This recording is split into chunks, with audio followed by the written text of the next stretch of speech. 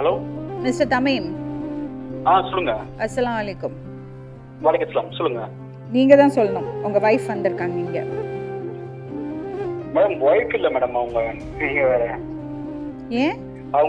அவங்க யாருக்குமே ஒய்ஃபா இருக்க முடியாது மேடம். இது கும்மிடிப்பட்டி பக்கத்துல காயலாரம்பேடுங்கிற ஊர் மேடம். அவங்க கல்யாணத்துக்கு முன்னாடி ப்ராஸ்டியூஷன்ல இருந்தவங்க. இவங்க அம்மா பொண்ணுங்க எல்லாமே நாங்க சரியா விசாரிக்கல. இவங்க என்ன கேம்ல இங்க வந்து உட்கார்ந்துருக்காங்கன்னா என்ன மிரட்டிட்டு இருக்காங்க. இப்ப செட்டில்மெண்ட் கொடுன்னு சொல்லி. ஹலோ சொல்லுங்க சொல்லுங்க.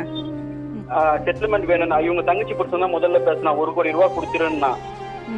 ஏன்னா நான் அவ்வளவு பெரிய ஆள்லாம் கிடையாதுன்னா இதுல 50 லட்சம் கொடு, இல்லைன்னா சொத்தை வித்து கொடு, இந்த மாதிரிதான் பேசு. நான் வந்து சொத்து தரேன்னு நான் வந்து சொத்தாவே பசங்க பேர்ல எழுதி வச்சிடுறேன்.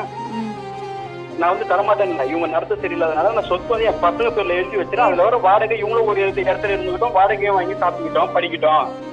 சரி, ஒரு விஷயம் சொல்லுங்களேன் எனக்கு. நீங்க கல்யாணம் ஆகி 9 வருஷம் ஆச்சு. உங்களுக்கு 2 குழந்தைகள் இருக்காங்க. 11 வருஷம் மேடம். 11 வருஷம் ஆச்சு. 2 குழந்தைகள் இருக்காங்க. நீங்க இப்படி ஒரு பழிய சொல்றீங்க. அது எப்படி நான் எப்படி நம்புறது நீங்க சொல்றது உண்மைன்னு?